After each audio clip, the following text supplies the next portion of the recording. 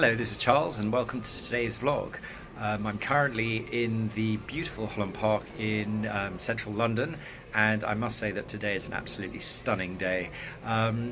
Despite how I look, I'm not actually crying. It's just I suffer from quite bad hay fever, and one of the downsides of being in a beautiful park is that if you do suffer from hay fever, that you're going to struggle. So let me show you where I am today. It's very bright out, so I've been in this little pocket of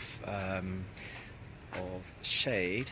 But this is one of the gardens in Holland Park.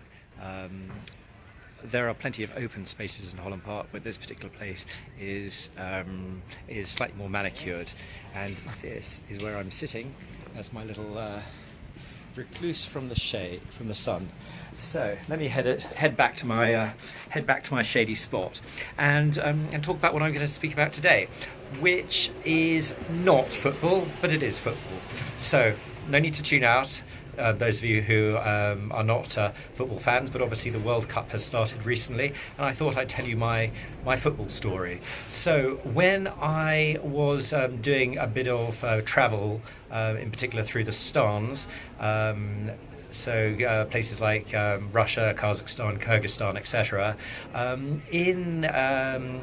In Russia and Kazakhstan in particular, I'd been warned in advance that I was going to be stopped by a lot of police, so I thought I better do some preparation for this. There are two ways I could handle it. I can ultimately just give in to these obstacles and pay up, or otherwise I could refuse to pay, or maybe there was a way down the middle. So I like to think differently, and I planned and came up with a solution. I thought, right, these countries, what do they associate with England?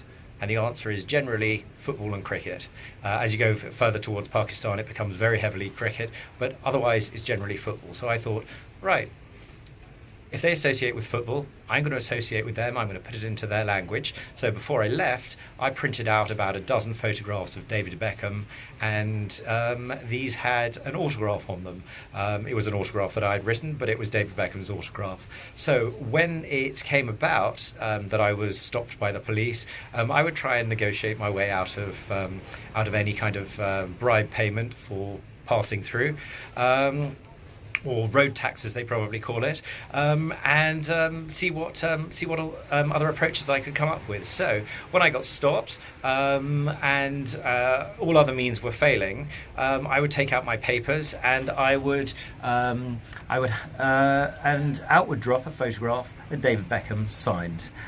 That would pique their imagination, their attention, and generally they would see if they could procure that for me. And I would come back saying that though that was a very special thing for me, and that I wasn't prepared to part with it.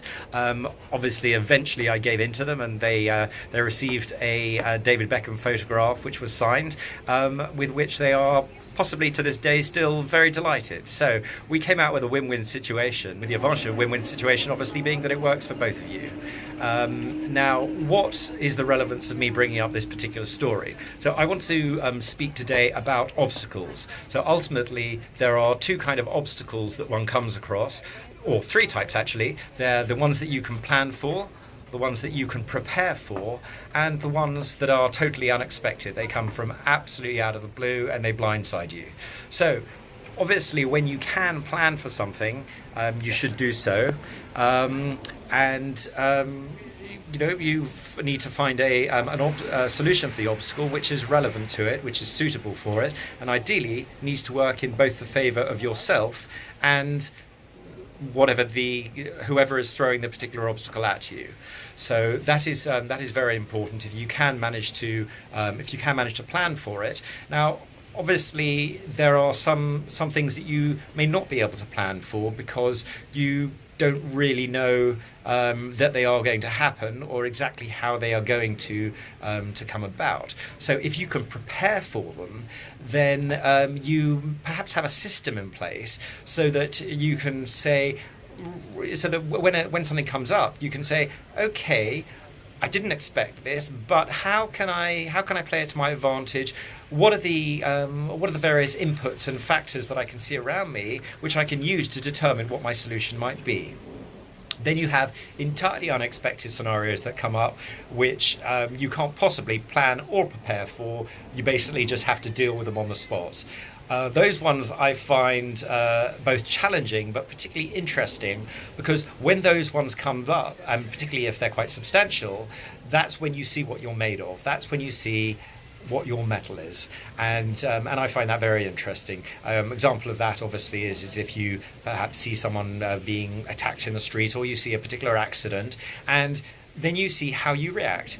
Do you fight? Do you fly? Do you stand by and watch? That is also very interesting. But the key to all obstacles is acknowledging them, and actually, when you acknowledge something, then you can do something about it. You can see a scenario unfolding and you can try and do something with it, but until you have acknowledged it, you don't move, you stay where you are. So early acknowledgement is very important, and sticking your head in the sand is merely going to reduce your options and give you less time to plan. So I hope that this little insight has been interesting for you, and being outside in the park, I don't have any particular piece of art in the background, certainly not that is mine. Obstacles need to be dealt with using a plan, and a plan is strategy, and one of the best games for strategy is chess, and they have this rather large size chessboard here, which I think you can probably move the things around, so the kids would probably enjoy it. So anyway, that's my connection to art, sculpture, and creativity and stuff like that. So thank you for tuning in to today's vlog. I hope you enjoyed it, and I shall return in the coming days.